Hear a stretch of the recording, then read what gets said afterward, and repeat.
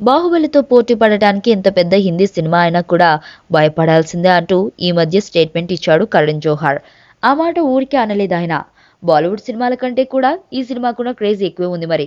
బహుశా బాహుబలి కోసం ఎదురు చూస్తున్నట్లుగా ఇండియాలో ఇప్పటిదాకా మరే సినిమా కోసం జనాలు ఎదురు చూసి ఉండరంటే కూడా అతిశయోక్తి కాదేమో. బాహుబలిని కట్టపై ఎందుకు చంపాడో తెలుసుకోవాలని సౌత్ జనాలు ఎంత ఆసక్తిగా ఉన్నారో నార్త్ ఆడియన్స్ కూడా అంతే ఉత్కంఠతో ఉన్నారు. ఈ ఆసక్తికి తగ్గట్లే Baahubali the conclusion business record స్థాయిలో జరుగుతుంది. ఇప్పటికే ది కంక్లూజన్ బిజినెస్ విషయంలో చాలా ఆశ్చర్యకర వార్తలు బయటకు వచ్చాయి.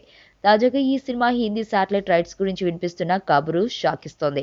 ఏకంగా 51 కోట్లు పెట్టి Sony TV Baahubali the conclusion satellite rights సొంతం చేసుకుందట. ఇప్పటిదాకా ఇండియాలో అత్యధిక శాటిలైట్ రేటు పలికిన సినిమా సుల్తాన్. సల్మాన్ ఖాన్ కున్న క్రేజ్ ఎలాంటిదో, ప్రస్తుతం ఇండియన్ సినిమాలో అతడి హవా ఎలా సాగుతుందో ప్రత్యేకంగా చెప్పాల్సిన పనిలేదు. అతడి సినిమాకు ధీటుగా రేటు దక్కించుకుని తన ప్రత్యేకతను చాటుకుంటుంది రాజమౌళి బాహుబలి. సల్మాన్ సినిమా విడుదలై హిట్టయ్యాక అంత రేటు తెచ్చుకుంటే, రాజమౌళి సినిమా విడుదలకు 6 నెలలుగానే ఈ స్థాయిలో రేటు పలికిందంటే దాని గొప్పదనాన్ని అర్థం చేసుకోవచ్చు.